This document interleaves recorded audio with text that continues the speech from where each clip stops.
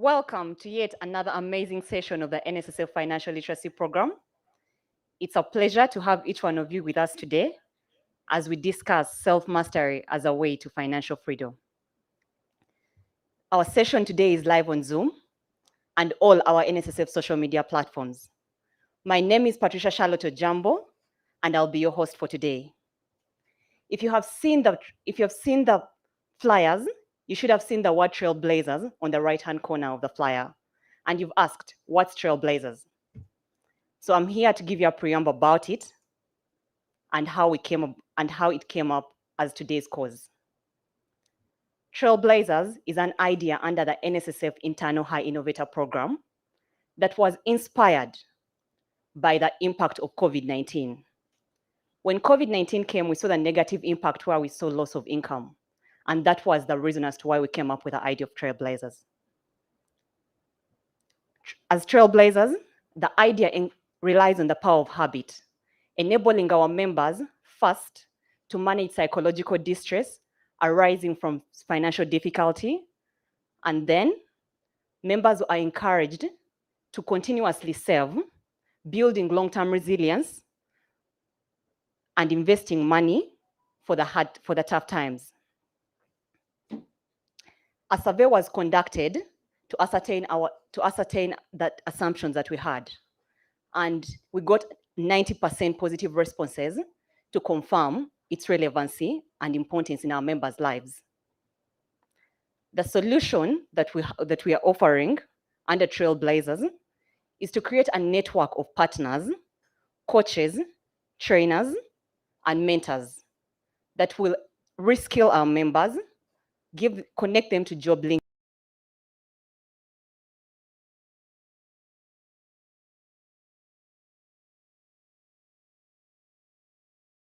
an unemployed member can get another job, can be reskilled to get another job, or start a business. In this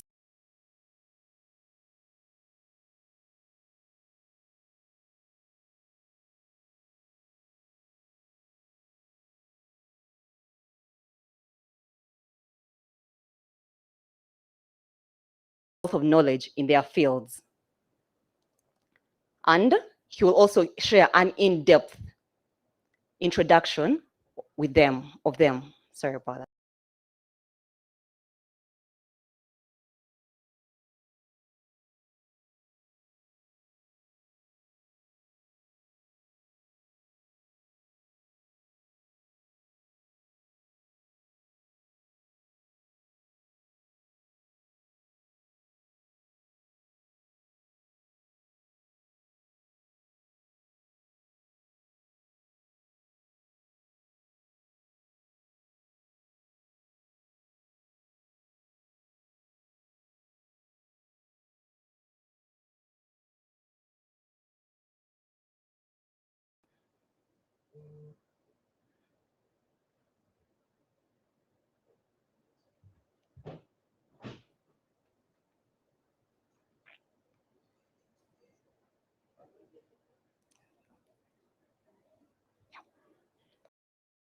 In a few minutes, please fill in. So according to our poll, we have 53% of the members that are attending female. We have 53% female and 47% male. According to the age brackets, 26% of our listeners and viewers today are between the age of 21 and 30. 39% of them are between the age of 31 and 40. And then 40% of our listeners today are between the age of 40 and 50. Without you, Ronnie, please take over. Wow, thank you so much. I think a rousing round of applause for Patricia. Awesome job that she's done. And it's awesome to see all of you. I can see 200 plus. And ladies and gentlemen, 53% of you ladies and 47% of you gentlemen are absolutely welcome. And tech team, Adrian, if you don't mind, you can minimize that poll so we're able to see ourselves very, very clearly. Again, my name is Ronnie Havasa. I like to say I'm a simple man with a simple profile. Radio personality, team building coach, and event host. But today, I guess I'll be moderator. And in a short while, we're going to be introducing to you the topic that we are going to be, handling. And my panel is absolutely equal to the task. And so I'm excited. I hope you are excited to learn a lot. And you will all have the opportunity to ask whatever question that you have, any comments, and the hashtag to use is NSSF Financial Literacy. All right. So feel free, keep the conversations coming, keep your thoughts flowing. And last but not least, it'll be good to know where you are taking this call live from. So just drop us in the chat box there and let us know which part of the country, which part of the world you are tuned in on this call, where we're talking about, uh, self mastery for financial freedom. And without further ado, I guess it's time for me to introduce my panelists who are absolutely amazing. And they say ladies first. So I'm going to start with the lady to my right. And her name is Aileen Walusimbi Oloya. And if I read her entire CV, I can read it until the cows come home. But I'm just going to give you a snapshot of what she's about, what she's done, just so you know why she's seated where she's seated today. Aileen is a certified executive coach, management consultant. She's a trainer, she's a facilitator, and she has a working experience of over 15 years, and she's served in various capacity across different private and governmental sector roles. The British Council in Uganda, Barclays Bank, ABSA, at the International Finance Corporation, IFC, that's with the World Bank. And she's also offered advisory support to SMEs across, the country, in Uganda, in Kenya, in Ghana, in Rwanda, to mention but a few. She holds an MBA with the University of South Wales in the UK, and she's a certified mental fitness coach. And that certification is going to be very key in today's discussion. All right. With Positive Intelligence, that's with the USA. She's a certified international trainer, facilitator with LPI, that's the Learner Performance Institute in the UK. And she also holds a bachelor's degree in social sciences from Macquarie University and other relevant trainings with the Harvard Business School. I could say so much. I'm just going to skip to her passion and her purpose for life. According to Elaine, she says her purpose is to use her passion to creatively to inspire and transform people and organizations by enabling them to build solid teams and resilient mindsets by developing belief in their self-worth and contributing to a world harmoniously and lovingly. Ladies and gentlemen, why don't you put your hands together for Aileen? How are you doing, Aileen? I am super well. Thank you so much for the introduction. Yeah, I hope I didn't read everything. I hope I didn't leave out any of the key things that you'd have wanted me to say. But are you fine? Are you well? I am very well. I'm excited to be a part of this conversation. Yeah. And I can't wait to get rolling with it. And get rolling with it we shall do in just a bit. But allow me introduce the gentleman to my left. He might be one that might not need that much introduction. He's been around, and for most of you, he's certainly not a new face, but I'll still follow protocol. Samuel Chisache Sejaka is a Ugandan accountant. He's an academic. He's a businessman, and he's the principal and a country team leader at Mart Abacus Business School. Between the years of 1993 and 2014, he lectured at Uganda's oldest tertiary institution, which, of course, Macquarie University, and later on Macquarie University Business School. Whilst there, of course, he rose to the position of deputy principal. And somewhere in December 2014, at the tender age of 50, this man decided to retire. Sebo, when I grow up, I want to be like you. He decided to retire at the age of 50. And of course, using all the wisdom he had amassed in that period, he decided then to establish Abacus Business School, which is Uganda's premier executive education institution. And right in the middle of COVID 2019, Abacus Business School merged together with a management accounting training company, MAT, to form MAT Abacus Business School. How are you doing, Sybil? Awesome. Awesome. Wow, I like that. And that's just it. Awesome. Awesome. Thank you for having me. Thank you, NSSF, for Ah, inviting me. awesome. Awesome indeed. So today we're going to be looking at self-mastery as a way, to financial freedom. And I thought I'll just read for you a few statistics just to kickstart this discussion and give us some foundation for where we're going with this, why we chose this topic, and we'll be hearing, of course, from subject matter experts today on. So here's a few statistics for me to throw at you, just so you know. I did my research, and you can say, yeah, I think Ronnie did a good job on that call.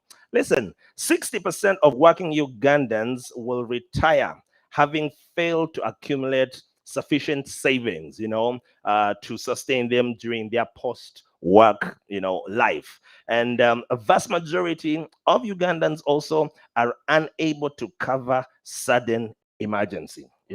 Any emergency up to the tune of 2 million shillings, the average Ugandan is not able to handle such an emergency. And of course, with the onslaught of C19, COVID-19, which every day is morphing, we're now hearing of Omni something, and we don't know. May God truly be with us, And with the onslaught of COVID-19, of course, many Ugandans have been pushed to the edge of depression, so to speak, which is partly why we're here. But having said that, in spite of having a reputation of being one of the happiest people in the world, in fact, not too long ago, a statistic was put out and they said Ugandans are the happiest East Africans. And that might look good, especially on the surface, but a similar statistic, which we need to juxtapose with this, says Uganda is amongst the top 6 African countries with the highest number of people suffering from depressive disorders, which is very, very scary. And that's partly why we're here. And maybe just one more before I jump to our panelists here. Yet another study has shown that people with depression and anxiety disorders are 3 times more likely to be in unmanageable debt. And so there is certainly a correlation between our psychological, distress or well-being state and our financial wellness. So I guess it's time for us to jump straight into it. And I'm going to start with you, Aileen. I'm going to ask you to sort of give us a foundation for this discussion, self-mastery and financial freedom. How do you juxtapose the two against each other? And why do you think NSSF has us up here talking about this? Thank you so much, Ronnie.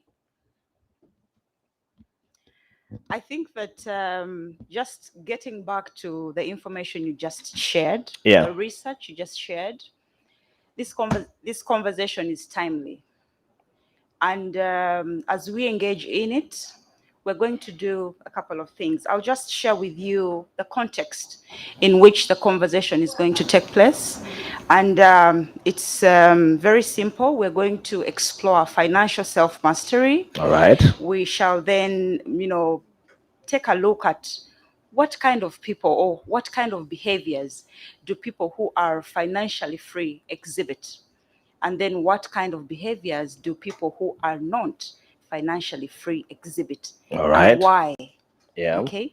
And then after that, we shall dig into, again, another new research that simply states that the new psychology to financial freedom today has got everything to do with the mindset.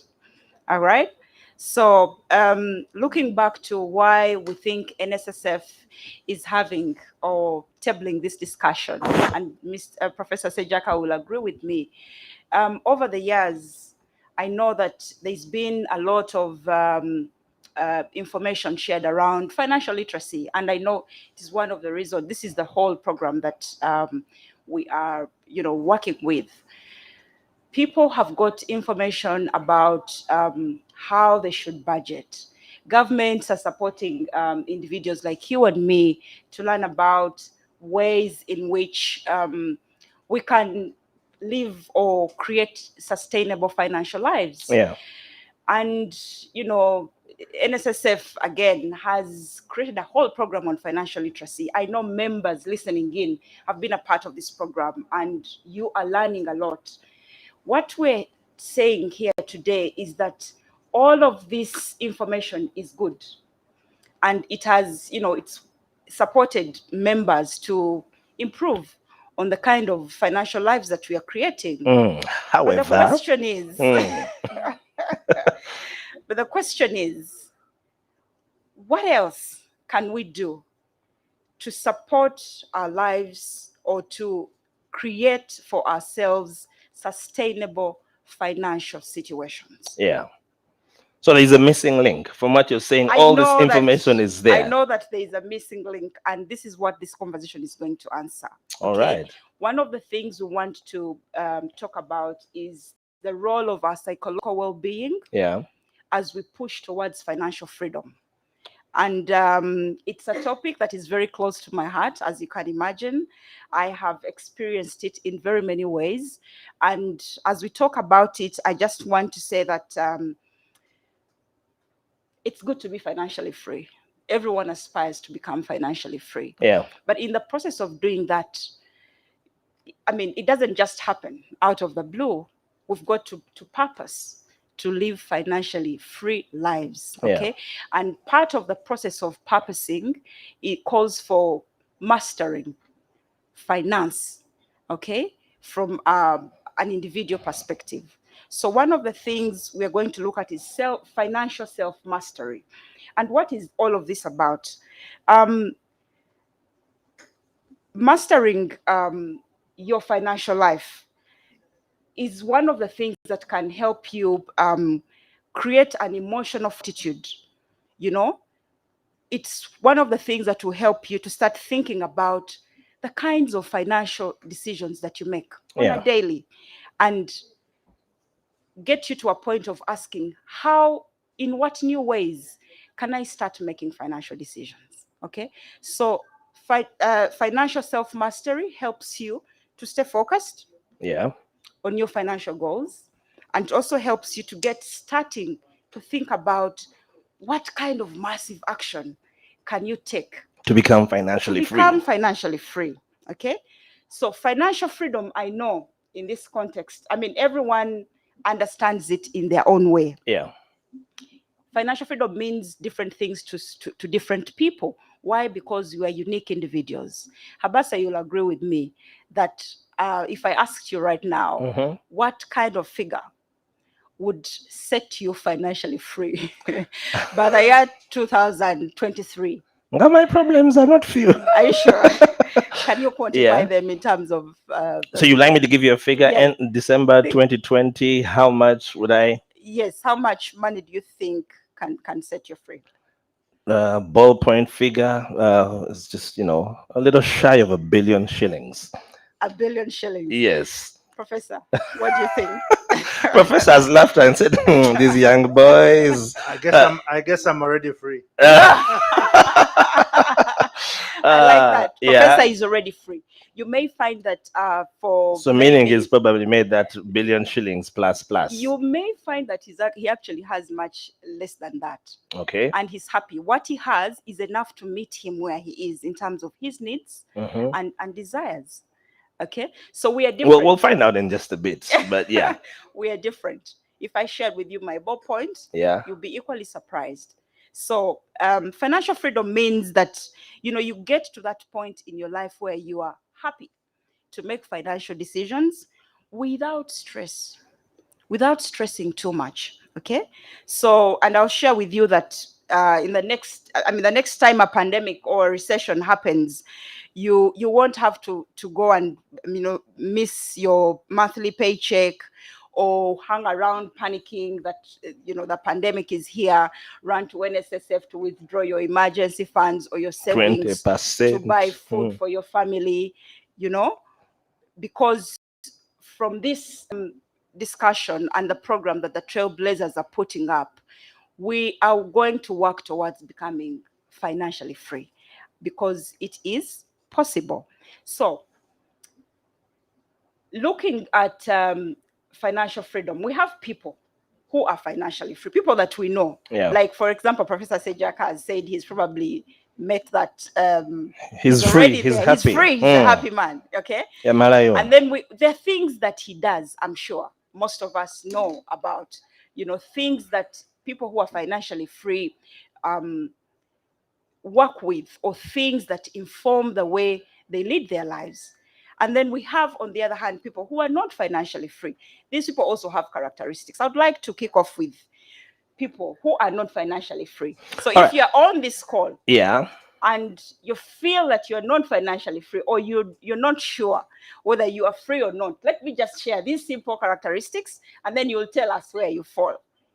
All right, okay. I'm going to ask you, if you don't mind, just to hold your horses right there. Yes. So that I was trying to tune and make sure we are live together. I want to throw something to Professor here, but from what I'm saying, you're saying there's a link really between the CPU upstairs, your mental faculty, and your wallet, so to speak. Yes. Yeah. And what I want to ask the financially free professor, just so that we can tap your wisdom. I've been seeing you scribbling all these thought-provoking points, and From Aileen, yeah. and I'm dying to hear the wisdom that you've written down. But most of us, like she put it at the start, we have all the financial literacy. NSSF has done a good job. We've done workshops, trainings. We know you need to do a budget. You need to save 20%. Some of my Christian brothers know you need to tithe. You need to do all these principles in order to be financially free. But for many people, year in, year out, they've set goals for financial freedom, and it's always the same result, a miserable result. And my question really is, what's the missing link? What went wrong? What went wrong? What are we missing? Thank you. That's Teacher Mpambire. Yes, Teacher Mpambire. I'm glad you know him. Thank you. Thank you, first of all, for having me here. Yeah. And I want to thank NSSF for this program. I was looking at the statistics and how I wish I was part of the 60% who are on this program, who are between the ages of 21 and 40. Wow. Because I would do a lot of things differently.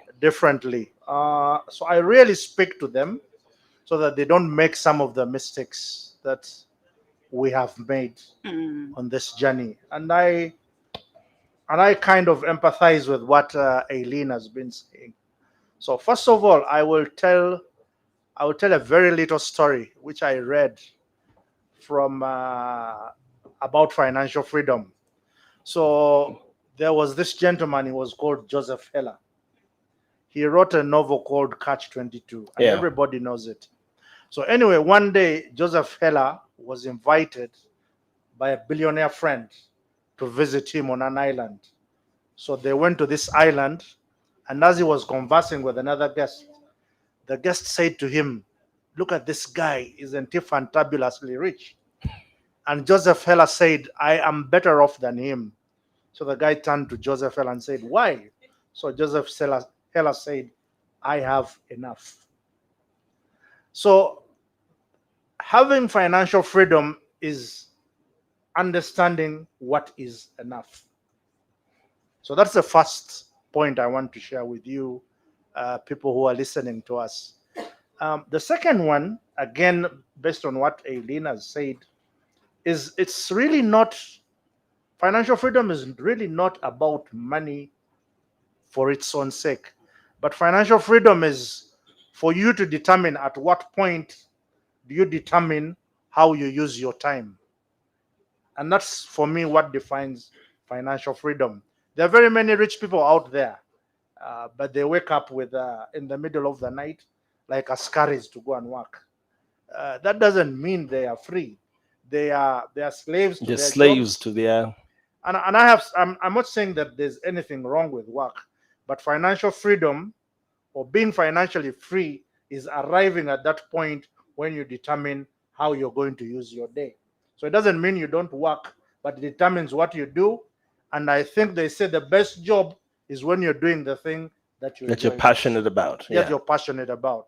And the way I see you, I think you're financially free because you're enjoying this. I'm enjoying, So, but I still so have to pay my I think that's bills. very, very, very important. Now, the third thing I want to bring out to our listeners is, first of all, to go back to the topic so that I put some context on what we are Yeah. talking about. One, you talked about self mastery.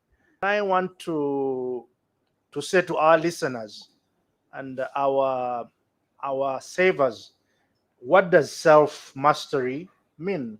I need to explain this, and I think self mastery is about two aspects of our lives. It's about managing oneself Yeah. and about managing the society or others with whom you live. So it's a bit of EQ, or emotional intelligence, Yeah. and social quotient, social intelligence. So part of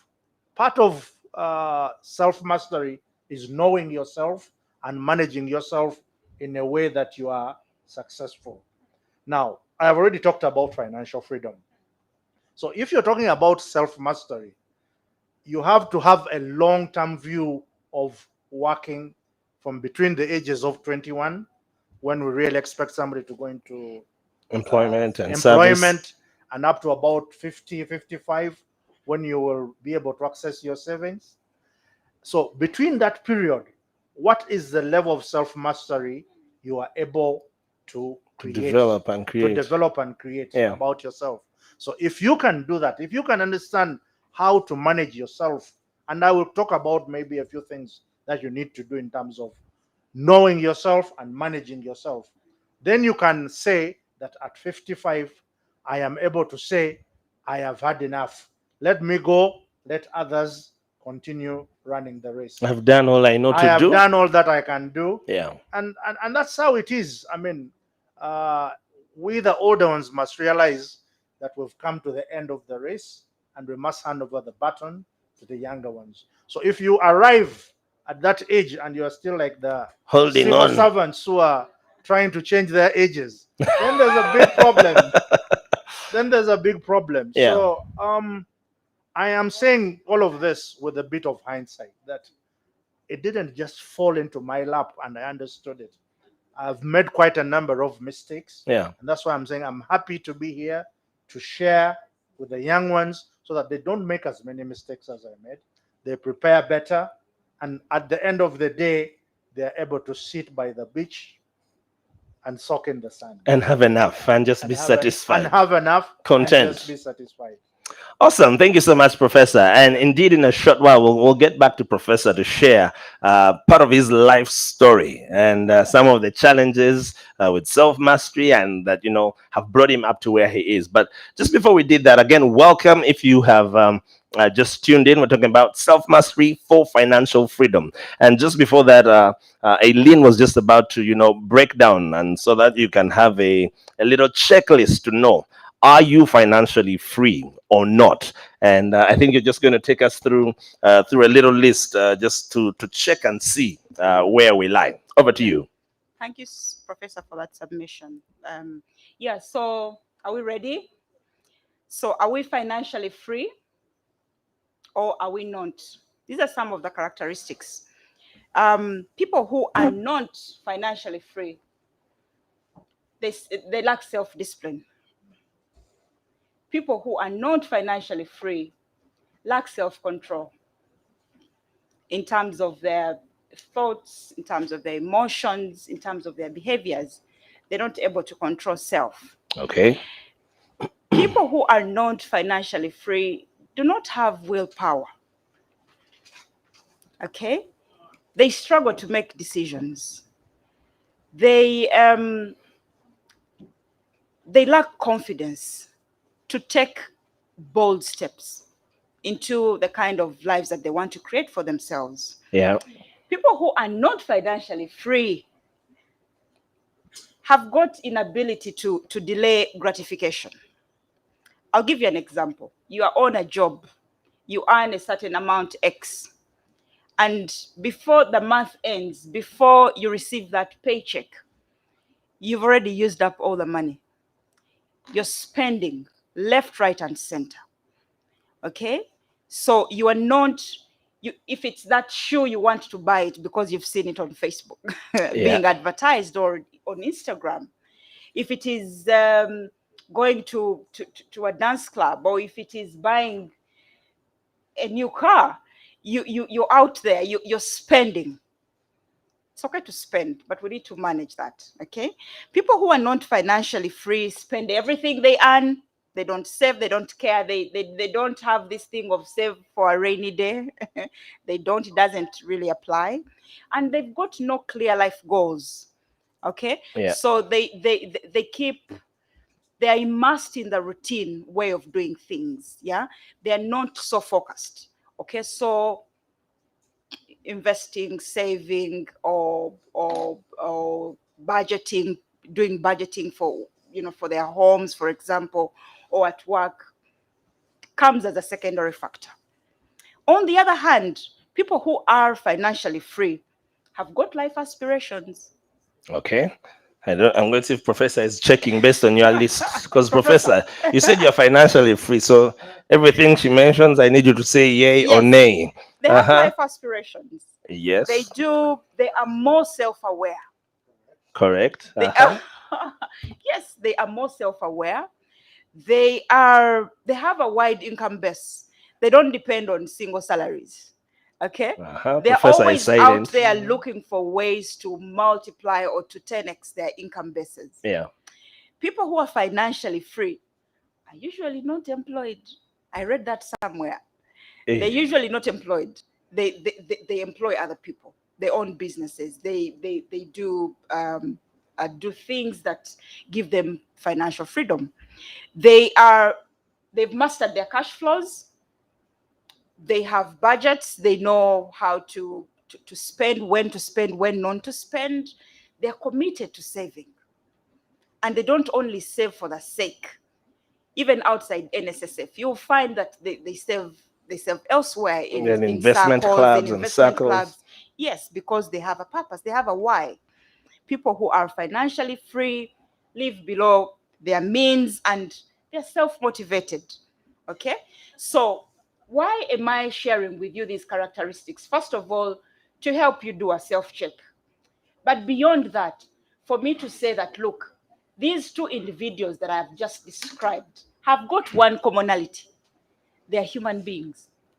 That's the common denominator. That's the common denominator. The one who is financially free and the one who isn't. They are both human beings. That's number one. Mm-hmm. And number two, the only thing that sets them apart is their mindset. That's the only thing that sets them apart. Okay? And so when we fail to master our own financial psychology, we sabotage our financial journeys simply because, we're not aware, we're not paying attention. Yeah. So I don't know what you have to say about that. Yeah, so I was a bit surprised with your list because when you're reading people who are financially free and those who are not, I thought you're going to talk about, business acumen. They're setting up business, but most of the things on your list have to do with their mental faculty. You're saying they are tenacious. They have self-discipline. They're not spending more than they ought to. So, and indeed, you've summarized it to say the only difference between the two is a mindset issue. It's the mindset. Those people are like you and me. Okay, you have gone to school. You have learned about budgeting. You have learned about the value of being financially literate, and yet you are not. Wow, I'm going to throw that to Professor to get ready to share, first of all, his story, because from what Aileen is saying, it's really a mindset issue and not a salary raise. It's not so much a new job or a better job, or it's really an issue of the mind. What do you have to say about that? And in your answer, can you take us down memory lane into your own story? And I'm sure we'll be able to glean a lot of wisdom from that. Thank you very much. If I were to take you down my own story, that would be a very, very long time. But I agree with most of what Aileen has said. But I need to be careful, and that's why I was very excited about coming here. because we need to. There's something we have been saying to the young people out there, which is a bit dangerous. Not all of us can be business people. Some of Yeah. us have to be employed. And one of her indicators Exactly. was to be The usual for people who are financially free are usually not employed. employed, and I think that I was employed for a very long time, so it's okay to be employed. So when you're employed, the things that Elena is saying are still very important. Yeah. So whether you're working for yourself or you're working for a company, you need to have a general sense of discipline. You need to have the right mindset. That's what separates the people who are successful and those who are not successful. Maybe what I should add to what she has said, which is uh, which is not which is not very clear to us, especially the Africans, the Ugandans, is we don't understand that this is a marathon. So that's why I said I want to speak to the people who are 21 today, and I want to ask them, how will you look when you are 60? Today, 60 is the new 40. Yeah. I'm 57, and I'm not a day over 40. So when you are getting to 60, how will you have so much less life, or will you be ready to start a new life? So those are the things that you're talking about. Um, so I do agree a lot with her that it is the mindset that needs to be understood and worked upon in order to get this financial freedom going. And I want to think of this in terms of an ethic. One, we must have a very enlightened view of work. If you have a job, do your best. Okay. Two, and Elena said this again, the concept of delaying self Gratitude. gratification. Yeah. And I think those two are very important, which leads me to a point I had not made. When you delay self gratification, you learn to save because there's an opportunity cost. You are saying, I have this shilling now, I will not consume it. That means if you don't consume it, you save it. So there was one point I didn't bring out, Ronnie, and it was another very important saying which we use in our financial literacy classes, and it's about compound interest, and which rings with saving with NSSF. I think this quote is attributed to Einstein. I don't know if it is really by Einstein. We need to do a fact check on that, but it is still relevant. Yeah. And it goes like this: compound interest is the eighth wonder of the world. That's Einstein. Yeah. Those who understand it benefit from it. Those who don't, pay it. So when you save, when you delay self gratification, when you avoid the consumerism which society suffers from now, you are destined to have a lot of your money being saved, either through NSSF. You know what? I am a saver with NSSF. I reached the age at which I could withdraw Withdraw. my money from NSSF, and I withdrew it. And then I came back and I said, "Hey, could you keep some of my money, please?" You realized. And I realized that NSSF was one of the best places I could keep my money. So I am a voluntary saver with NSSF. What does that tell you? It tells you a lot about compound interest. Now, speaking about work, my own experience with work is one. When I was at work, I always tried to better myself. Okay, so 20, 30 years ago, there were a lot more opportunities to go to school. Yeah. And these opportunities were in the corridor. So for some of us who picked these opportunities, we ended up doing our masters, we ended up doing our SCCA, we ended up doing our PhD, all at the expense of the government. And I see people fighting these days to pay for themselves to do these things. So once you are at work, do your best, but also seek out opportunities. That's Every one of the opportunity. things Yeah. I learned from being employed.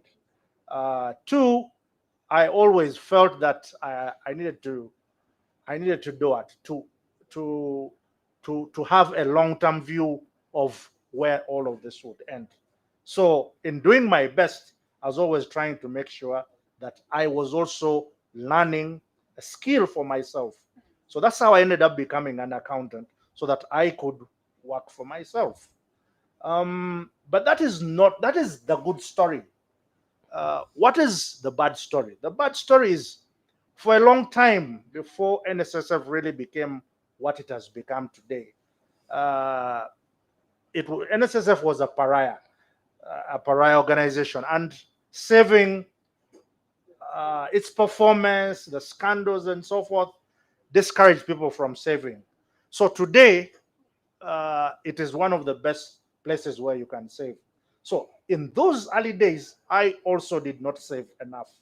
So the thing that redeemed me was that I learned skills that I could transfer outside being employed and use them to employ myself.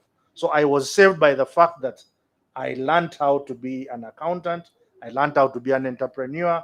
So I also do a lot of businesses and have quite a number of income streams, as Aileen has been saying.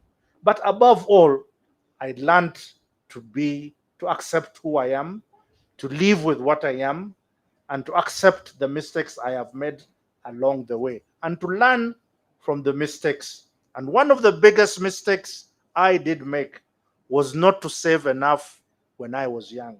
Between the ages of 20 and 40, I should have saved more than I did. When I got into my 40s, You woke up. I had all these children growing up, going to schools. I had more months than Than the money. salary. Mm. Okay, I had more months left at the end of the money. Yeah. So it was a bit of a struggle for about 10 years trying to rebalance my budget. But that is because between 20 and 40, I did not realize that the children I'd had would become adults, and they would have demands that would require me to Financial. finance them at university, to finance them through college. And if you want the best for your children, you must think of them now. So if you're 20 and you don't know that you're going to have children, you have a problem. So let the children not arrive by accident. So I did not plan very well for these kids. So it was always a struggle. I wanted the best for them, but But yet you still needed to grow I still needed to the grow. finances. Exactly. So for those who are between 21 and 40, you must understand that the older you grow, the more money you're going to need in order to be financially free. Now, the best way to do that is to start saving now when you don't need a lot of money to be financially free. So that is the paradox. Now is when you don't need money. But the time is going to come when you need money, when you know the kids have to go to college. Which college are you going to do?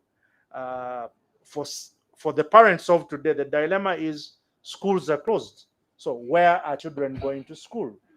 Did you have some savings so that Buy data. you can buy data, or or you can take them to the international schools, Yeah. and so forth? So there's always going to be disruptors in life.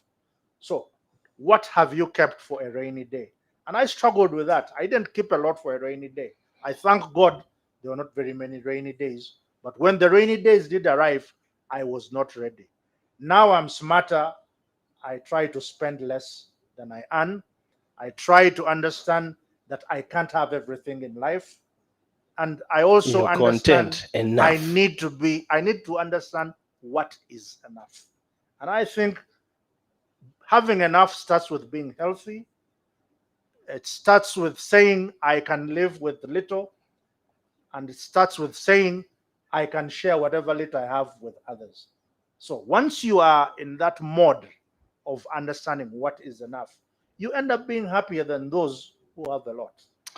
Wow, awesome wisdom coming through here. And welcome to the show if you have just tuned in. And like the good book says, he who has an ear, let him hear. This wisdom that is coming through. And we're really looking, yes, at self-mastery and financial freedom. And I'm coming back to you, Aileen.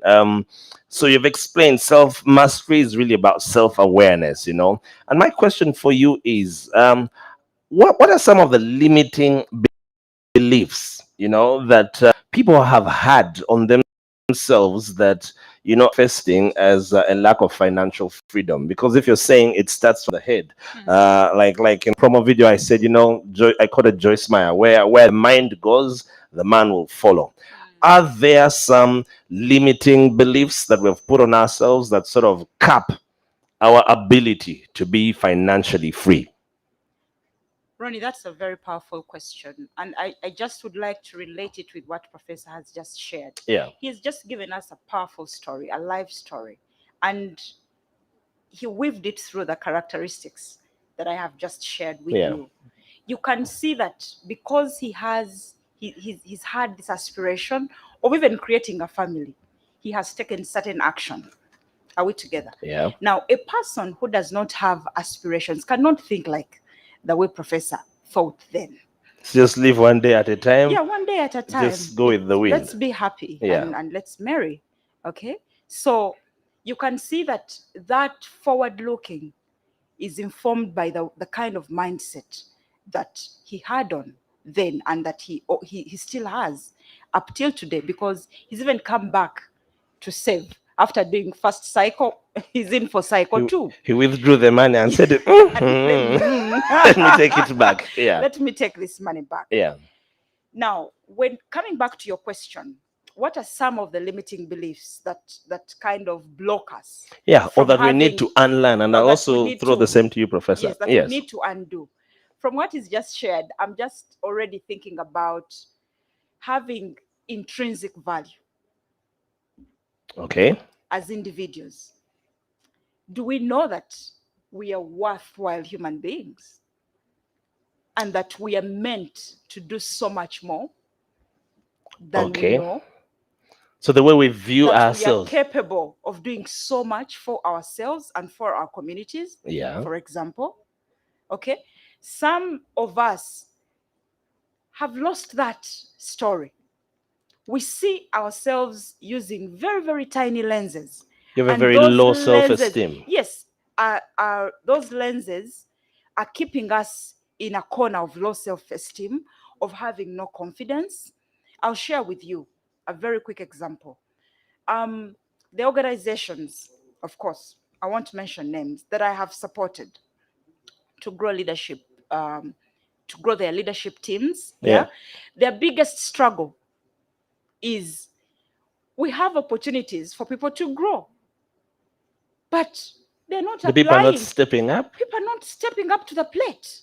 Because they do not feel worth. They have the skills, they have the experience, but they doubt. During their times alone, they doubt themselves. During their times alone, they feel small. They feel not enough. These are psychological things that we cannot directly put a finger to. So while the organization is busy creating space for people to come and take up management roles, you are there. The people they are catering for are saying, "Hang on a minute, I'm that's not enough. Not for me." Yeah, I'm not worthy going for a managerial role. They don't feel it on the inside of them. That is a block. So you never ever step up to the plate. You never raise your hand. You don't step up to the opportunity. Yes, even when it comes to taking risks, their financial risks, they're risks we take on a daily. They would prefer to play it safe all the time. Now, we live not that in they are an risk evolving, averse, but they just don't feel enough. Yeah, we live in an evolving world. In order for us to play big, we need to make certain decisions. Sometimes we have clarity on those decisions, other times we don't. So I feel that is a limiting belief. And I think what even makes it worse is we're not aware that is stopping us from stepping into our greatness or from becoming financially free. Are we together? Yeah. So I feel that is a block. And I don't know what Professor has to say about that. Yeah, so she puts it out there. What is the limiting belief that you have? You feel you are not enough, and that's one for you indeed to consider. Why haven't you applied for that job? Why haven't you stepped out? Why haven't you? People have brought opportunity. Say, bring your CV. You're like, I don't think. And she's saying that's one of the limiting beliefs. Professor, what other limiting beliefs do you think we have in our mindsets that have held us from jumping into financial freedom? Well, I've tried to pick up. I've tried to pick up a few, but for me, I think the one that has liberated me the most is the idea of continuous self-improvement. But I must start by saying I do agree. Where the thoughts go, the body goes. The Where mind follows. goes, The energy goes. yes, that's where the energy goes.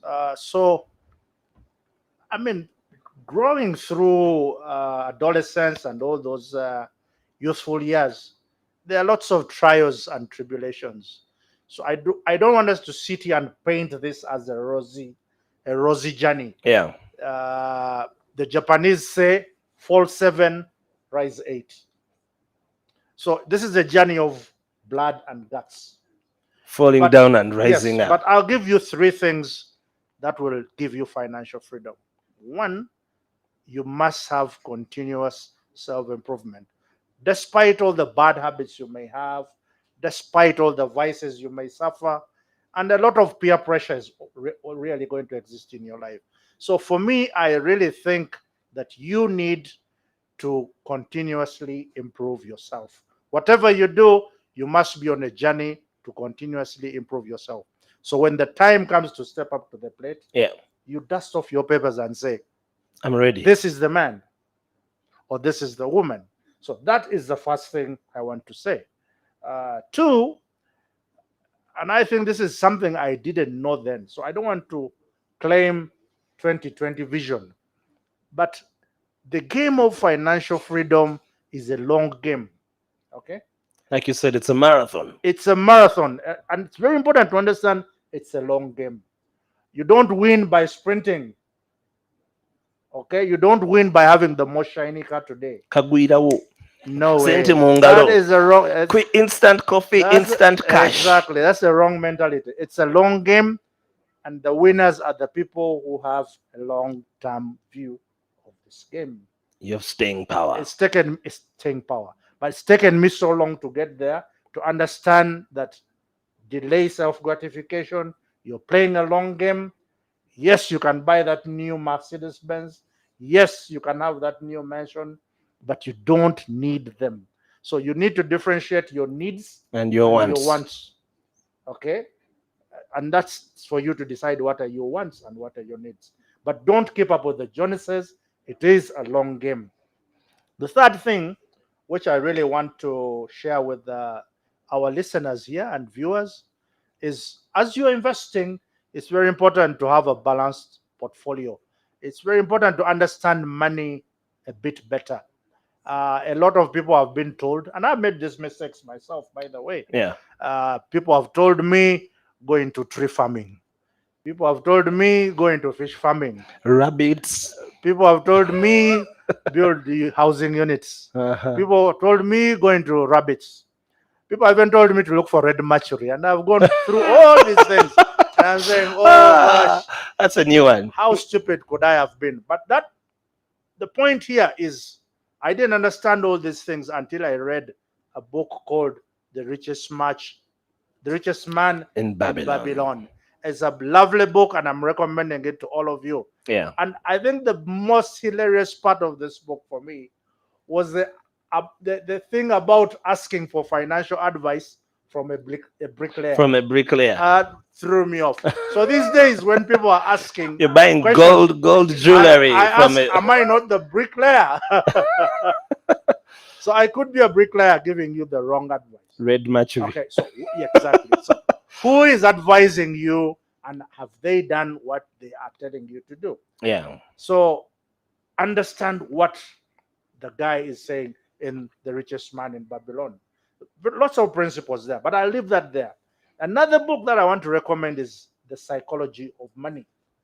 Those 2 books, if you read them, I Richest think Man in everybody- Babylon The Psychology of and Money. The Psychology of Money. Everybody should read them once a year and understand that this is what should be done. But again, there's a lot of things you can read in order to understand. Sometimes they don't stick.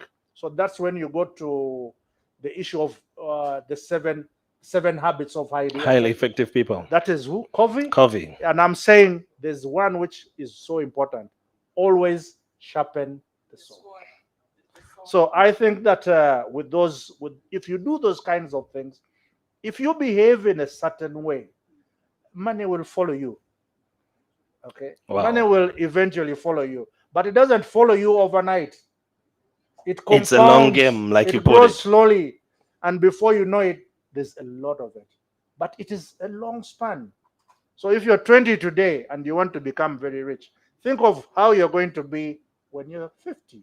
Think of how you're going to be when you're 55. So that's 35 years. Okay, so you have enough time to plan. So you don't have to make the mistakes we have made. Well, again, like we said, if you have wisdom, I hope you are listening and just looking at, the chat room. Indeed, there's a lot of people gleaning wisdom from both of you. And talking about limiting beliefs, Fiona here says, culture is also another limiting belief. And she says many African families do not talk about money. The father doesn't tell you what he does. Maybe because it's illegal or something, I don't know. You're not training your kids. And I think it's the Jews who say if by the age of 12, you have not trained your child in a specific skill, you are raising a thief. So many points that are coming through. But I like the three that you've put out there, Professor. Number one, continuous improvement. Improve yourself. And I guess how you said that looks is that, are you reading a book? And you've given us, I think, 2 wonderful books there. Who are you getting your wisdom from? Are you trying to buy jewelry from a brick maker? Are you getting advice from a bricklayer, or a prosperity preacher who after that is asking you for transport in Paya Kakaga to go home? Where are you getting your financial wisdom from? And like Elaine put it also, your intrinsic value. How do you view yourself? I don't know if you have one more limiting belief or one more thing you'd like to add before we get ready to open it up to the house and take questions from our guests on the call. Thank you, Ronnie. Maybe I'll just add that the things that we have believed about money are also critical to the kinds of decisions that we make around our finances. Yeah. Professor has talked about,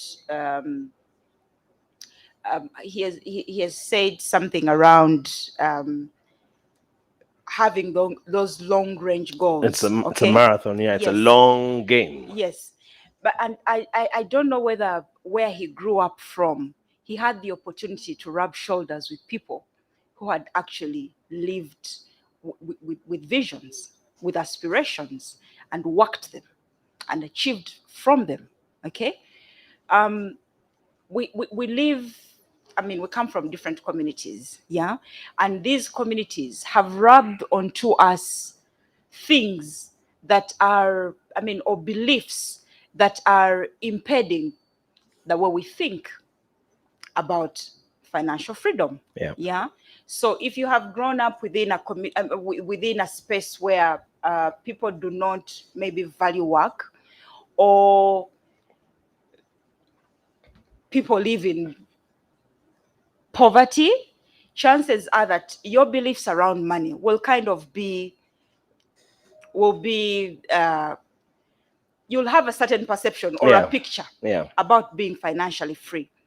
But again, like I said, that should not be a cap, or that should not stop you from looking for ways of becoming financially free. Grow your capabilities, for example, like what Professor has just shared. Get out of your way and seek information that can help you undo what you have believed. So our stories about money, the way we relate with money, is critical as we build, as we become financially free. You cannot sit there thinking that money, everyone who has money, for example, in town, there's this belief that very many people share, that everyone who is rich or who they perceive to be rich has stolen money. That is a limiting belief. Not everyone who is rich has actually got money the wrong way. People are working. There are people who are genuinely working. Because if you think everyone is stealing, then you sit back and say, you sit back and I don't say, need to work. Besides, you know, Yeah. that will stop you from engaging better. Okay. And then there's our financial values, for example. Yeah. I know that we work for institutions that have values, but on a personal note, what are your financial values? What are your financial values, and what truths do you hold around them? Yeah. Okay.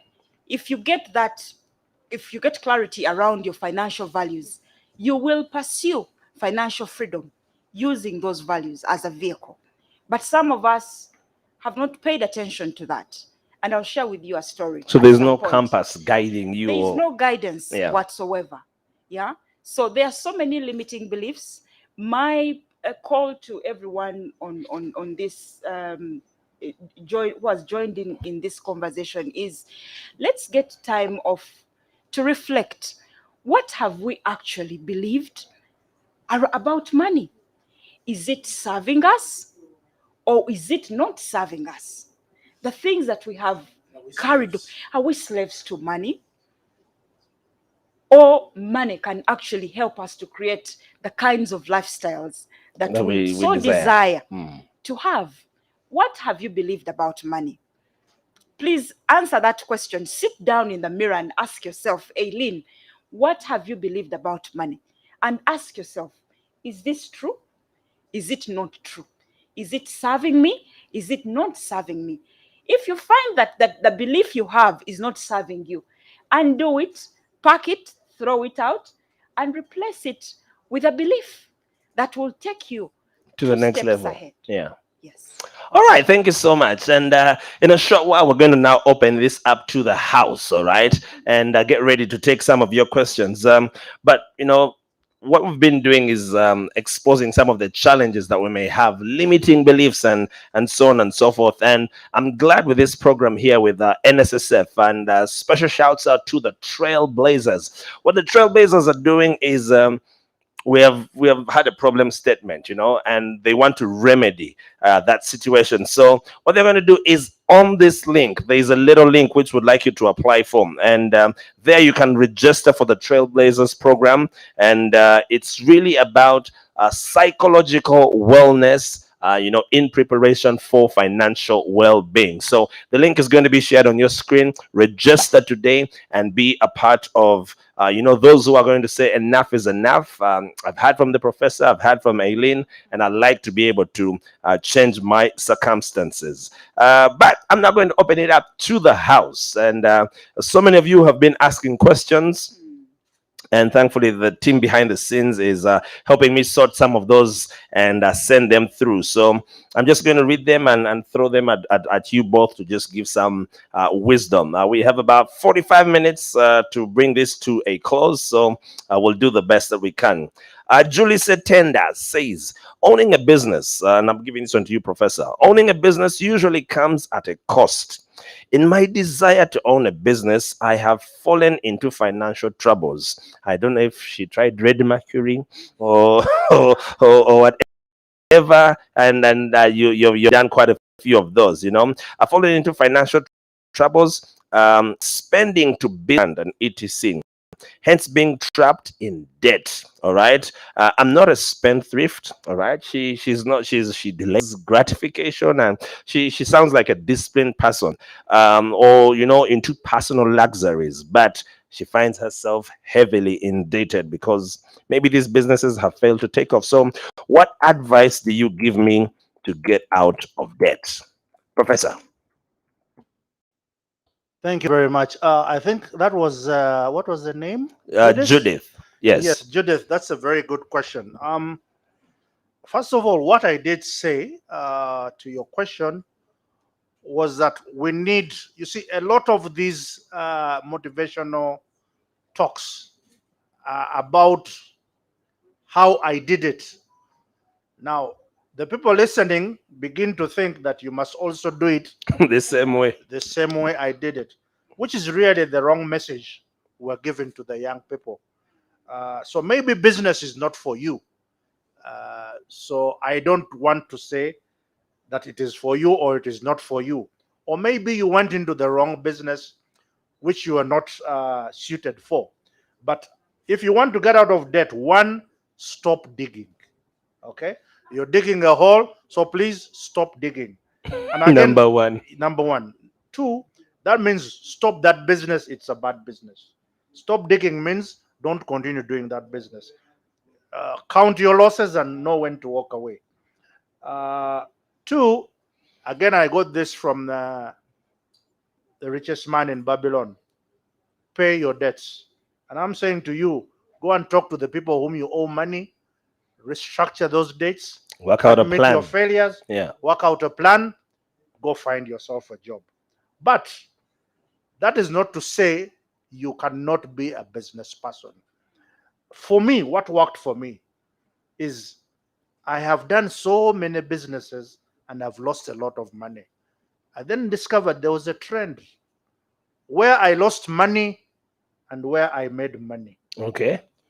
And where did I lose money? I lost those businesses where I was a bricklayer trying to be an alchemist.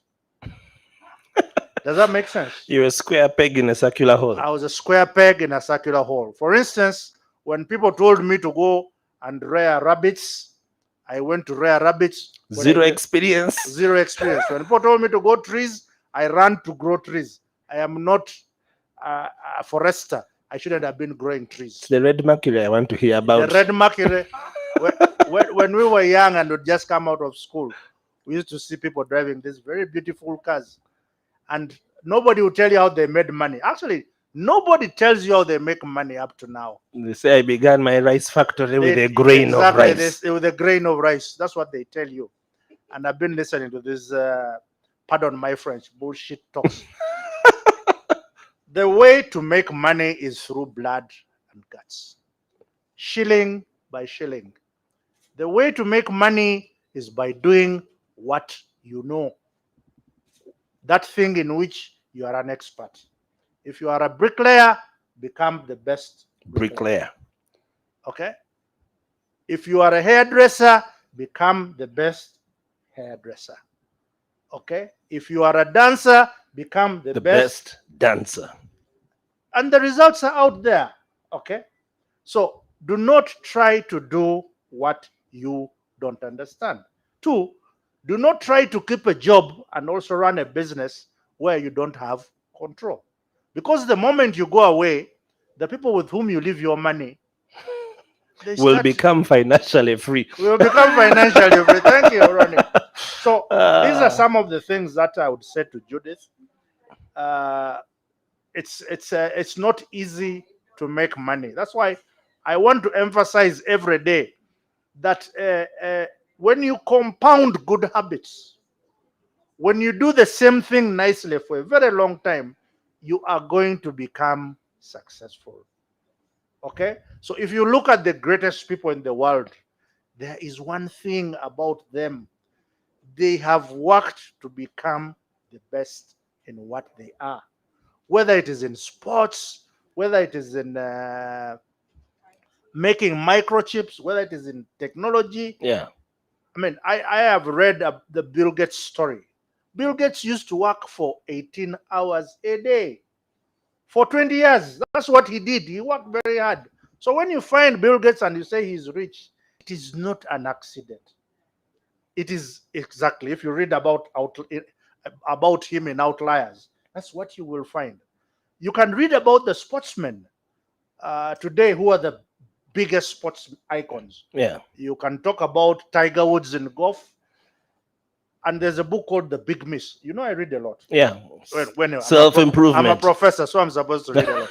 So when you don't read, expect when you any read less. The Big Miss, Yeah. the coach says he would find Tiger in a zone. And Tiger was practicing for 5 hours a day, hitting those small balls. So why would he not become a billionaire? Lewis Hamilton, he's racing from the age of 7. He has to become the best. Why not? Lionel Messi, he's in academy at the age of 12. He's still playing. He just won the Ballon d'Or. Some people don't think he deserved So, it, but well. There is a pattern to being successful. And that pattern is what Aileen is talking about. that can be successful ethically. Now, here there are people in Uganda who become successful overnight. I don't know how they manage to do it. So I don't want to talk about those people. I really want to talk about The people who have legitimate. become successful in Uganda here. And I want to bring it home. Maybe I would also dedicate this to the late Brahim Mwanga Chibirige. And I worked with him to write his life story. It's called My Story of Making a Fortune in Africa. Can you imagine this gentleman? He stopped going to school in P6. So when he went back from Butambala to Budu, his father told him, come and work in the hotel. And when he was working in the hotel, he said, let's go and trade in coffee. From there, he came to Kampala. So over 40 years, you see a man who is determined to improve himself. He could hardly read and write. He taught himself how to read and write. When I met him in 1987, he had a shop on Ginger Road, and he was wearing coveralls, and he was lifting with his workers. By the time he died, if you met him in the late 2000, in the 20s, as they say, you would have said, this man was born with this hotel here. The silver spoon. With a silver spoon. No way. This is a story of blood and guts. So these are some of the stories that people don't tell. So again, if you want me to recommend the local book, I want to recommend the story of BMK. It is an incredible book. May his soul rest in peace. True. This is a guy who worked so hard. And he was consistent in what he did. So in all these stories we're telling our people, there is a thread of consistency. Yeah. But can we bring it home, closer home to NSSF? Even saving with NSSF, you need to be consistent. And that's when you see your money growing and growing and growing. Thank you. Wow, so much wisdom that Professor has, put out there. Stop digging if you're in debt. Number one, Number two, do not be a bricklayer getting advice from an alchemist. Make sure you're getting advice from the right place. Do not try to put energies in things which you're not skilled at. Find your gifting, which is what Aileen has been saying. Self-awareness is really about knowing yourself, knowing your gift. Yeah, I found my gifting. Mine is doing what I'm doing right now. Mowawa, talking. I'm talking, I talk and talk. Yeah, but every day I am trying my best to do what you've said, to add to this skill. I'm watching a YouTube video on how to interview a professor before I come, and I'm trying to, and hopefully someone is going to say, who was that guy at the NSSF, the Trailblazer? Can we get him? And my check will be a bit fatter than this one. So every day, what is your thing? Are you adding to that skill? I'm honestly not going to try and make bricks or do rabbits, and certainly not going to bother with red mercury. Yeah. But let's see other questions, and I'm going to throw a few of these to you, Aileen. Someone here asking an interesting question. I don't know if any of you are very religious people, but someone here, Susan Tamba, says, does religion put a limit on us? You're talking about limiting beliefs. Does it put a religion on us? And what does religion say about money? I don't know if you feel equal to the task of answering that question. I would flip that question around and Yeah. say, what's the name of the... She's called Susan Atamba. So Susan Atamba, what have you believed about religion and money? That is the question I would send back. Wow. Because it is what you have believed. I don't know her religion. Yeah. Okay. But what has she believed about her religion? And is it true? Yeah. Is it not true? And what can she do what can she do about that belief? Awesome. All right, let's see if we have some more questions. What I think, Atamba, your question is right there. But depending on which religion you subscribe to, there's a lot. And some of the principles that Professor has talked about, I find interesting, because as a religious guy, I find a lot of those in the Bible as well. Because you're talking about making shilling by shilling. The Bible says money made in haste is quickly lost. Kagwirao and all of that, you're certainly going to lose it. All right. Here you have Joanna. Joanna saying, I would like to side with Professor. And not all of us can do business. In fact, most financial teachers are telling us business is the only way to financial freedom. These days, I buy things from friends, but then also it seems everyone is doing business, so even supporting gets hard. And I'm thinking it's the same for the other friends. If we all do business, who will support us? So that's not really a question, but maybe a comment right there. Feel free if you have any question, and I can see Charles there with a question saying, how do we or how do you support us to shift from theories? Because sometimes it's a lot of theory, it's a lot of KB. How do we shift? How do we make this transition from theories to practicals? Okay. I need that question to be open for me right there so that I can read it in its entirety. But yes, how do we shift from theories to practicals? Because if it's reading or taking lessons on financial literacy, those we have taken, Professor Eileen, we have done those. But how do we can we have some practical examples of how do we make that shift to get to the financial freedom finish line, which is still a distant reality? So is there any response to practically take this wisdom and say, tomorrow morning when I wake up, I'm going to do A, B, C, D? And yeah, so that's a very good question. It is, I'll answer it from a coaching perspective. All right. And my response will be that when you find yourself in a situation like that, you have done financial literacy classes, like he has said.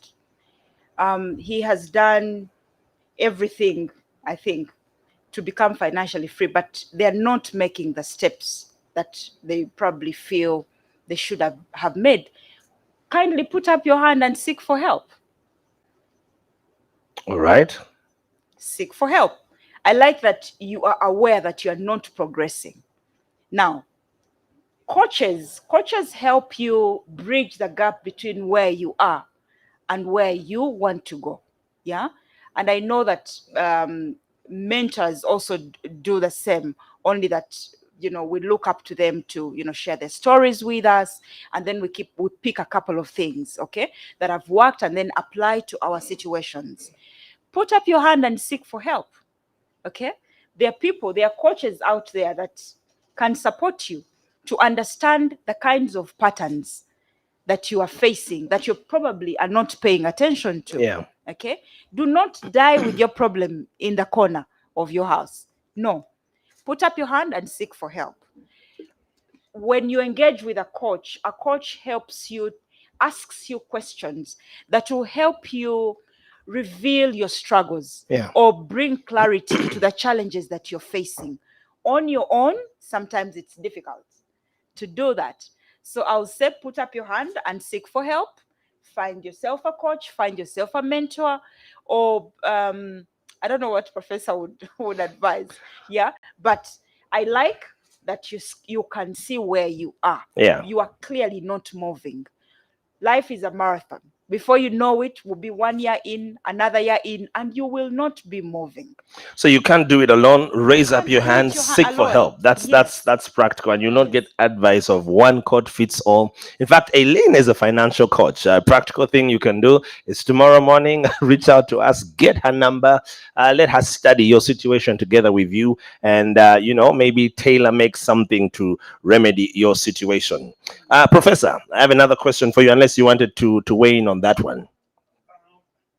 I could weigh in very briefly because I want to help. I want Mukalas. to help Charles. Yes. Yeah, and I think he's a bit frustrated and is having a rough time. And I want to say him, please don't get frustrated. You need to reevaluate. But even as I am helping you, I now. By the way, I'm also a coach. And how did I become a coach? When we had the first lockdown, I said, what am I going to do? I'm going to sit in this house all this time. Let me go back to school. So I went to Coach Masters Academy and I did the coaching program. So I am a qualified coach, even though that's not where I really want to take my life. But what I understand from the way I did my coaching, and this is what I want to Mukalazi to take away from here is that nobody can answer the questions of life for you.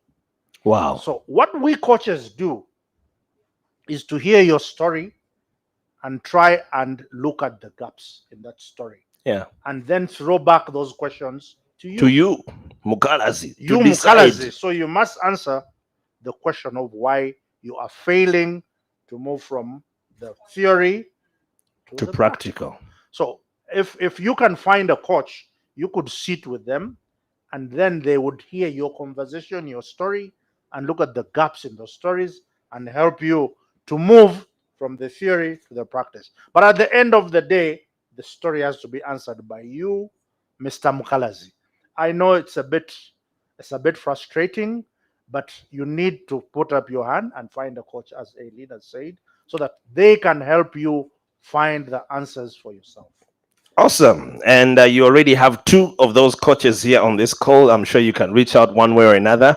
And some people were asking, how to get help. First of all, we have the Trailblazers, psychological wellness cohort or program to help you reach towards financial freedom. And in there, we're going to take a step-by-step journey together, towards looking at practical steps. So sign up, Mukalazi. If I don't see you on that list, we shall be disappointed.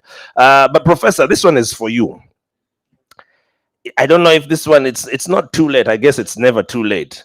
How can someone retiring gain financial freedom? How best can one manage retirement money? From what we heard about you, you brought it back to NSSF. But yeah, what do you have to say about someone who's maybe in the evening of their life? I don't know. I don't know if I've managed to transfer my ethos or my thinking. I need to use simpler language. I don't know if I managed to transfer my thought process to the young people. If you take nothing away from me today, take this thing. It is a marathon. It is a long journey. It's a long journey. So you need to be successful. You need to have a long view of where you are going to end. Now, for most of us, and that included me when I was much younger, so maybe I've been a bit lucky, but when I was much younger, I made the mistakes most of the young people make. One, I did not save enough, and I own up to that. Outside of my savings in NSSF and a few properties maybe I'd acquired, I did not save as much as I ought to have done. Now I'm saving as much as I can. You're playing catch up. Yes. So the question of saying how much should I save when I'm retiring is really so immediate that it is meaningless. It is still a marathon. It is still a marathon. So you can't start working and get to 45 and then you say I'm going to retire in 5 years time, and then you do the things that you should have done from 20. So don't make the mistakes we made. Some of us have been lucky to get away with those mistakes. So start the journey now. Understand that you're going to retire after a 30, 40-year stint of working. So start on that journey. Okay? Now, most people retire and then they get their savings in a lump sum package. They have never done business. They have not prepared how they're going to spend that money. They have not obtained financial literacy. What then happens is the employer arranges a class to teach them financial literacy on their last day. A workshop. Actually, what they learn in that workshop, and I've been a facilitator in these workshops, is it is soft landing. Please understand you must leave. Here is your money. Please understand you must leave. They're just cushioning but you. That is all they are doing for you. Yeah. Okay. You need to learn financial literacy long before you retire. Okay. You don't arrive on the day of retirement and say, hey, what am I going to do? If that is what happens to you, you're really in trouble. And I always say, when you come to the real world where some of us live, you will find conmen. You will find most of us are conmen. Most of us are liars. Most of us are economical with the truth. And we are very happy to relieve you of your savings. Thank you very much for working. Can we have the money? Bino bifuna chiraru. And we will take your money. We are very happy to do that without any compaction of feelings. So please, when you ask me, I really don't think I can give you the right answer. Apart from going back and saying, start preparing early. And then when you are retiring, the thing is, don't use your retirement package to survive. Your retirement package, actually, this is part of, okay, now this is at a higher level. Yeah. Because it should be at a policy level. You see, one of the problems with retirement is we give a lump sum. And most people have never handled that kind of money. They're not ready for it. Most Africans, you said you give them 2 million shillings, they'll die at night. So we shouldn't be doing that. What we should say, can we give you a pension? So the pension here is a lump sum, and that's problematic. So somebody has 400 million shillings. They don't sleep at night. It is in the bank. They are building castles in the air. So if you are not used to having 400 million shillings in your account, you are even 40. shaking When signing. So that is a bit of a problem. Yeah. How do we deal with it? One, try and keep your savings in an annuity, in something that will give you some money every month.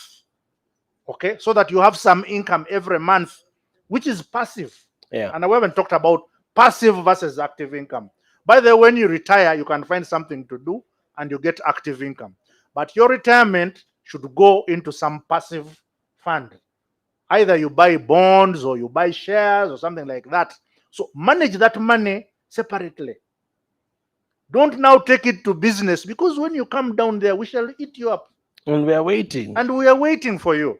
So take your savings and try and make sure you get a pension out of those savings. Yeah. You create an annuity. An annuity is a constant cash flow over time. Okay, most people, when they get their money, they say, I'm going to farm rabbits, I'm going to farm goats, I'm going to grow import trees. cars. Oh boy. How we deal with you? Anyway, I don't know if that helps him. Yeah. But that person really needs to go and find somebody who's not a bricklayer to give them proper advice of how they are going to use their package. And then also find something to do. Okay? Not to take that package and sit at home with the wife, who is another bricklayer, and plan how to use that money. How to finish these Thank resources. All right, I don't know if friends. that helps. Absolutely. And I think you need to catch Professor's vibe or ethos, like he called it. That the one thing is that it's a marathon. There is nothing like Kagwirao, Yoro Mudidi, I don't know what. It's a marathon. You need to be in it for the long haul. I'm going to see. Can I just add- Yeah, please. Yeah, and I don't know, people always forget that all of us human beings, including myself, we suffer from what are called the 7 deadly sins. Yeah. Now, one of the 7 deadly things is greed. Now, the con man understands greed. That because we are all greedy, He knows how to play he you. knows how to say, if you bring X, I will make it 3X. If you bring 3X, I will make it 9X. 10x. If you bring 9X, I will make it 27X. That is the Ponzi scheme. Yeah. So Beware. don't fall into that trap of things which are too good to be true. Anything that sounds too good to be true Is too going good to be ruin- true. Is too good to be true and does not exist. So please, I hope I have been able to help you understand that the truth, the way, this in the Bible, I talk about The way, the truth, I and the am the way, life. the truth, and the whatever. Okay, he did not become that by simply talking about it. He paid with his blood.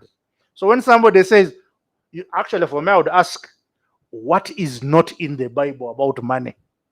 Everything is there, True. but it is also a question of your personal beliefs. And here on religion, I'm very careful because people have very many differing beliefs. I am a bit skeptical about those things. But you make your own choices. I always want to think of the pastor in the same way I think of the witch doctor. That they are dealing with things of belief, they are dealing with things of spirit. But what brings it home for me is the witch doctor. That when I go to the witch doctor, Professor. he has a small hut Uh-huh.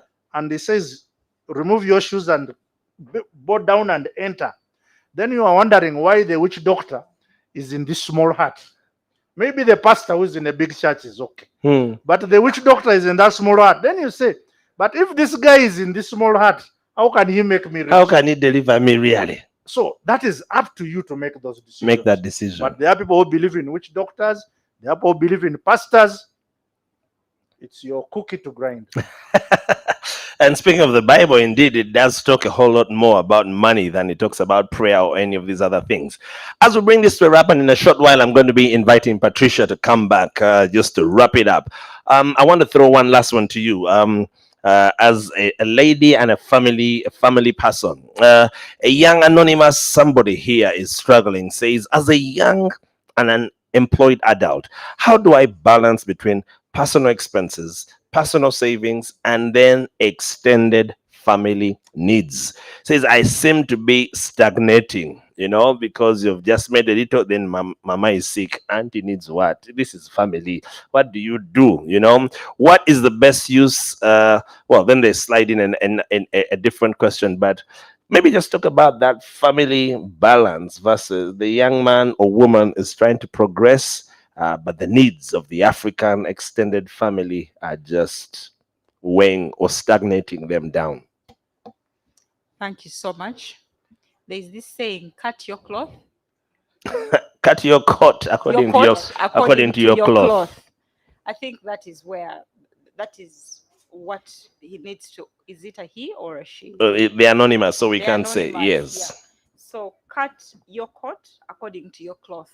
Okay. You are not government, and neither are you a welfare distributor. Mm-hmm. Okay, these are facts that we need to work with. Know your limits. Know your limits. Manya Otherwise, wokoma.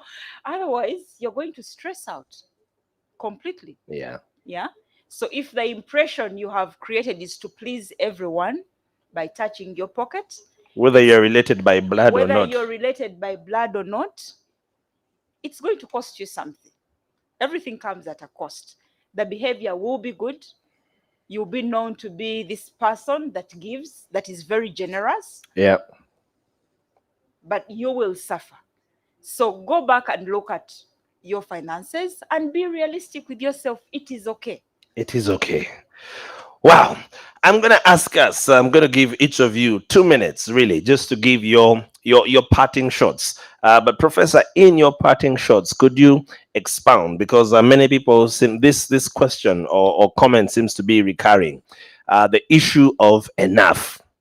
You mentioned at the start that you're probably financially free because you're content. You may not be the richest. Can you just expound on what enough means? Some of us just greedy. Thank you. I think I already summed up in that story of Joseph Fela. Because for everyone, even for the three of us, as we are on this panel today, your enough is different from Ronnie's enough, is different from mine. But your enough is a function of your purpose in life. What do you live for? And I have discovered my purpose is to teach. Wow.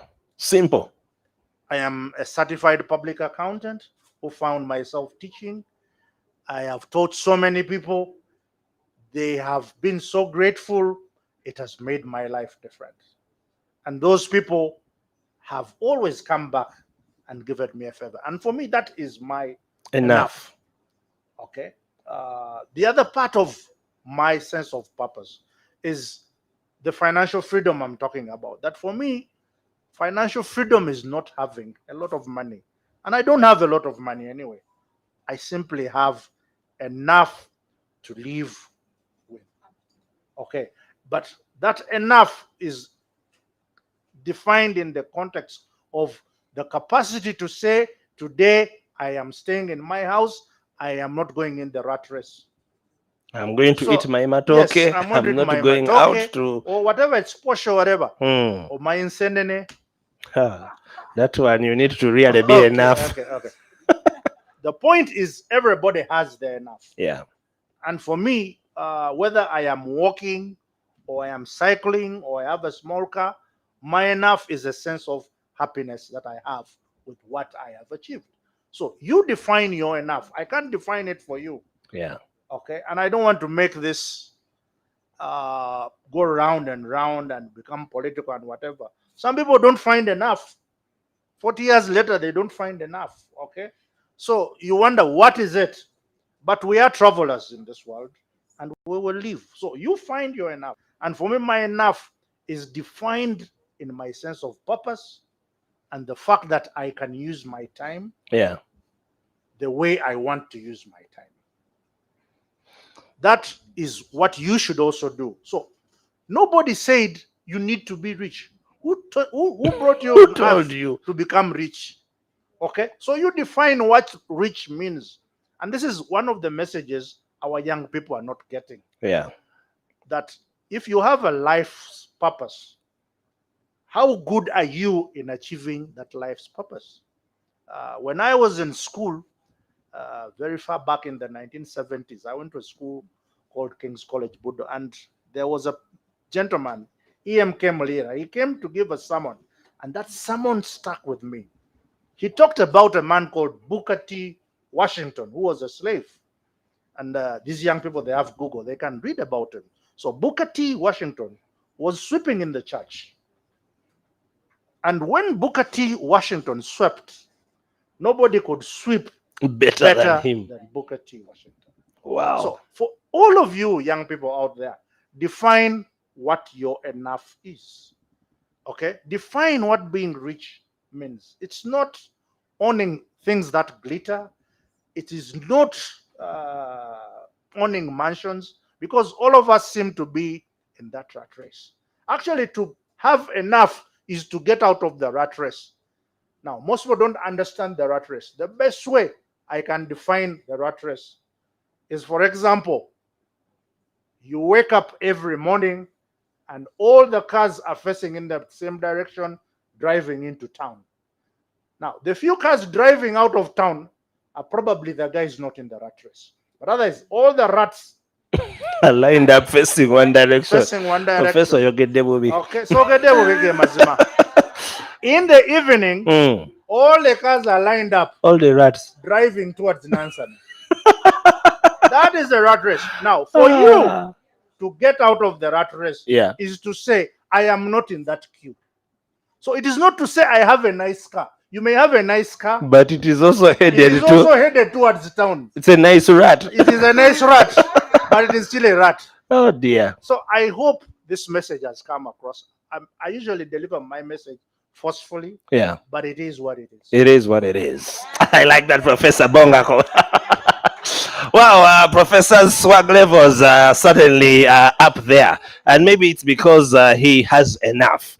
And maybe just to qualify a little bit on what he said, first he said, choose your own enough. Your enough is a function of your purpose, which is really what Elaine has been saying. Do you know your purpose? Self-awareness.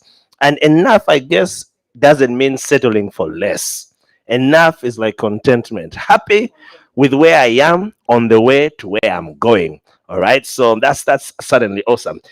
Aileen, what are your parting shots?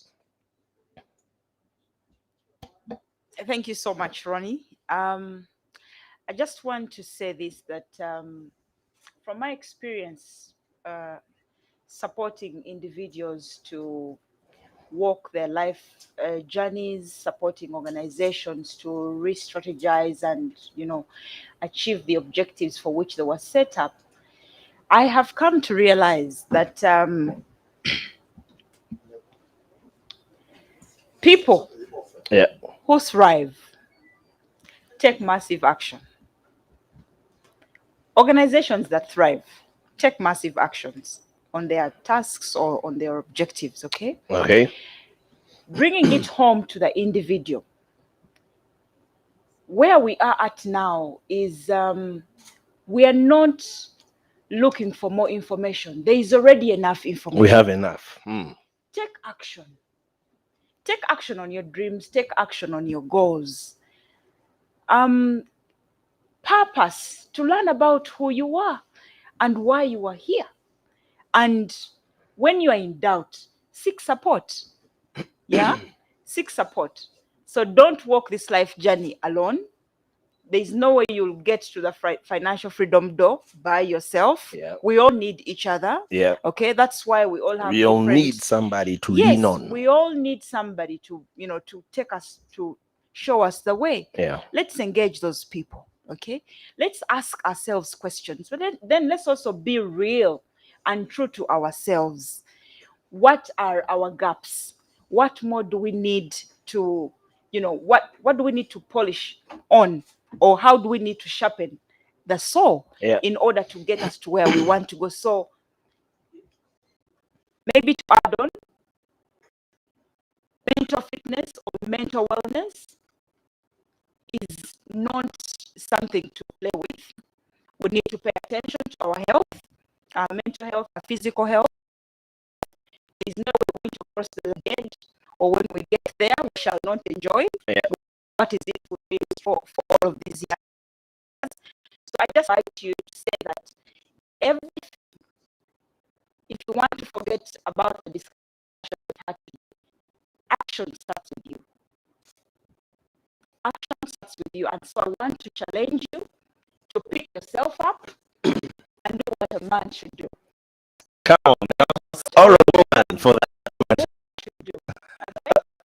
Listening to us. Thank you so much. In a national take action, you've had an action, and one of the actions you can take is sign up today. The link is going to be shared here right now. I'll ask the team to share the link for the Trailblazers, psychological wellness freedom program, which we're going to be running, and coaches like Professor and Eileen are going to be there helping you. Sign up today. Take action. From me to you, I think it's been awesome. If there's a lesson I have learned, man, there's so many, read those books. Professor has recommended quite a number of them. And like you said, success is really when preparation meets with that opportunity. What is your gift? What are you good at? Sharpen it, sharpen it, sharpen it. I think it's Steve Harvey who says your gift is the thing that comes the easiest to you with the least resistance. I can wake up any morning, grab the mic, and I'm good to go. I might not be able to wake up and coach or deal in red mercury or or whatever. So what is your gifting? Self-awareness. Discover that, start to work on it, attach a value to it, bill for it. Thank you so much. It's been awesome. We hand you back to the capable hands of Patricia, who began all of this. Thank you. Thank you so much for being a part of this session. I'm sure I've listened to it. You know whether you're financially free or you're not free. So just a quick reminder, you have listened. Who is a person who is financially free? Who is not? If you're the kind of person that is spending your money before you earn it, if you're the kind of person that is spending all your money without saving anything, you're not financially free. If you're the kind of person that has one source of income, you're not financially free. What does financial freedom look like? It should be about knowing what is enough for you. What is enough for me is not enough for you, but be aware of yourself. Know what is enough for you, and then you can easily know that you're financially free. If you're able to allocate your time of the day and how to work with it, you're on your way to financial freedom. So financial freedom is a journey that takes planning. At the age of 20, you can start saving now because you do not have a lot of expenses on you. You can start now. And even though you're 30, 40, or even 50, it's not too late. Yeah. You can start now and change your tomorrow. It is up to you. We are calling unto you to take this journey and start it now. This is a call for action. If you have not yet registered, kindly tap the link that has been sent in the chat right now, and then you can register to be a part of this. You'll be able to meet a number of amazing mentors and coaches, and the speakers of today will be a part of them. If you want to be mentored by them, kindly sign up, and we can't wait to change your life and to see you change your life. Thank you so much. Obrigado. Thank you so much, Patricia. Maybe just a quick one. A few people are asking if they can get the recording. This will be made available for you. The recording will be there. If you have already signed in, I'm sure it will be shared. It's actually on YouTube, so you can always get it and refer to it. Quite a number of people, Professor, who are saying they actually went through your hands, and they're very proud to have done so. And that should make you feel more enough as you leave this place. Enough is enough. Thank you so much, and thank you to the team behind the scenes, the Trailblazers. We absolutely appreciate you. Till we meet again. Thank you.